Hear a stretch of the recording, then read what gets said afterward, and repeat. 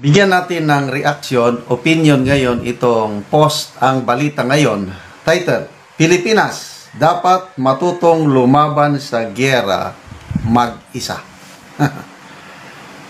Nanindigan si Armed Forces of the Philippines Chief of Staff General Romeo Browner Jr. na kailangang handa ang Pilipinas na ipagtanggol ang sarili sa oras ng giyera, kahit walang tulong muna mula sa mga kaalyado. Ayon kay Browner, dapat may kakayahan ang bansa na makipaglaban at makatiis ng hanggang 1 buwan bago pa dumating ang tulong sa ilalim ng Mutual Defense Treaty.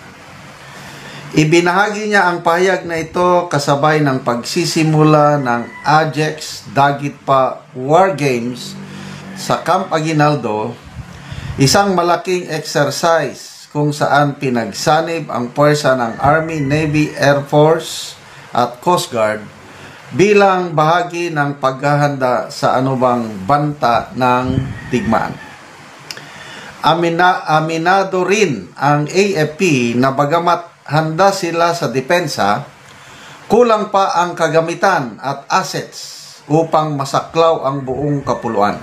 Kaya nananawagan ang ilang opisyal na pabilisin ang modernisasyon ng sandatahang lakas ng Pilipinas. Okay, unang comment ko dito is, maganda itong ginawa nilang war exercise.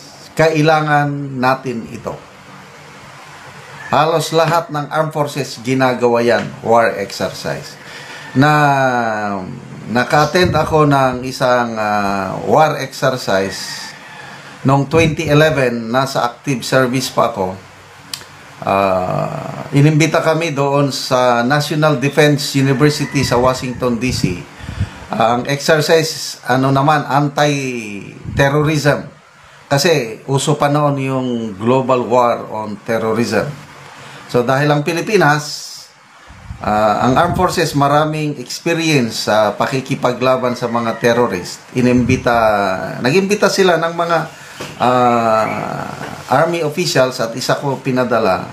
Nakakatulong yan, yung war exercises sa paghahanda. Problema lang ito, na ilabas pa sa media, parang hindi maganda ang dating sa civilians na malaman nila na ganito. Kasi nga, ongoing ang baha, bumaba sa Cebu, may katiwalian sa corruption. So, ang mga netizens, yung mga babasa kong remarks na, unahin nyo muna ang gera natin dito sa corruption bago yung gera na yan sa whatsoever. So, mas maganda na lang sana na hindi nagpa-interview ang Chief of Staff dahil hindi maganda ang dating sa taong bayan. Although, ulitin ko, maganda ang ginagawa ng armed forces. Dapat lang na gawin nila yan palagi. Para handa tayo in kaso na hindi natin malaman anong mangyari. So, dito, tinignan ko yung people who reacted. Masama ang reaksyon ng taong bayan. Tignan ko 7,000 people who reacted. 5,100 ang tumatawa. Ibig sabihin, hindi naniniwala. 995 ang galit. So, ayun. Pinagtatawanan, kinasuklaman ng mga netizens ang pahayag na ito ng Chief of Staff. 866 lang ang nag-like. Ulitin ko, kailangan natin ito. What's the use of armed forces ka nga? Hindi ka naman nakanda in kaso na paghahanda lang ito, hindi naman ibig sabihin na makikipaggera na tayo. Kailangan, yun nga, yung timing, kasagsagan ng bagyo sa Cebu. Unahin nyo muna ang mga nasalanta ng parang gano'n. Ano pa yung mga comment? Oh, makikipaggera kayo. Nahulugan na nga kayo ng chopper sa sa Loreto, Agusan del Sur. Kawawa yung mga piloto kasi Lumang-luma na yung Huey na more than 30 years. Kawawa yung mga piloto. Kaya ako, yan ang isang kinakatakutan ko nung nasa active service pa ko, yung sumakay ng Huey helicopter. At noong year 2000, nagkaroon ng all-out war na gera dito sa Mindanao. MILF within the government. Halos everyday, sumasakay ako ng Huey helicopter dahil sinasamahan ko palagi si General Simato. Iyan ang kinakatakutan ko dahil alam ko, flying coffin, yung Huey na yan. And up to now, may Huey pa rin.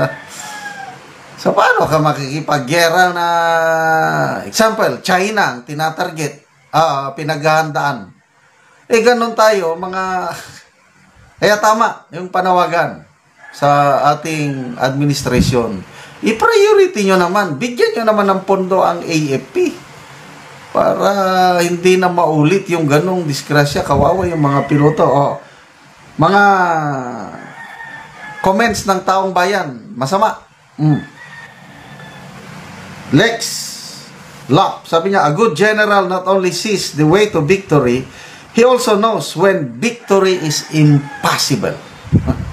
Kung China ang pinaghahandaan, wala na tayong no way na makapagtagal tayo. Sabi na we need to fight for 20 to 30 days. Isang araw lang kung China ang nakunod. Sana hindi mangyari. Lusubin tayo ng China. Hindi tayo abutan ng isang araw. Sunog tayo lahat. But I don't think so na lulusubin tayo ng China. Ano lang, economic sanctions lang. Pilay na tayo. Talo na tayo. Itigil lang nila ang pakikipagnegosyo sa Pilipinas. Wala na. Jonis Asayas, ka nga mga buhaya ipatak kay busog permi. Jing Aguilon, din mag-isa ka, ugag, damay mo pa kami. Yun. Ito na yung mga masasama. Tinawag na siyang ugag. Sara Martinez, another issue na pinapalaki para pagtakpan ng flood control corruption. Pabosser TV, yung tapang natin di na ayon sa kakayahan nating depensa ng ating sarili. Nods Fernandez, pag solo, ayaw. Joel Diona, style mo bulok brownie. Huwag mo nang idamay ang taong walang ibang bili ng gamit depensa. Madadamay at maiipit sa digmaan. Huwag na tayong makipagdigma. Friends to all, enemy to no one. Di ba? Ganun lang. Bakit kasi ang foreign policy natin palaban sa China?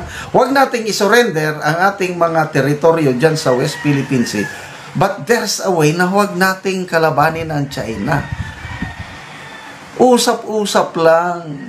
Huwag dumikit sa US dahil itong policy ng Marcos Jr. na masyadong dikit sa US, dyan tayo mas lalong napapahamak. Yan ang aking opinion. Tularan natin ang ating mga kalapit bansa. Mayroon din silang agawan ng teritoryo sa South China Sea. Kailang wala namang tensyon. Bakit? Maganda yung approach nila. Ang atin, yung approach ng Administrasyon Marcos na dumikit sa US. Yung Mutual Defense Treaty na yan, hindi pa sigurado.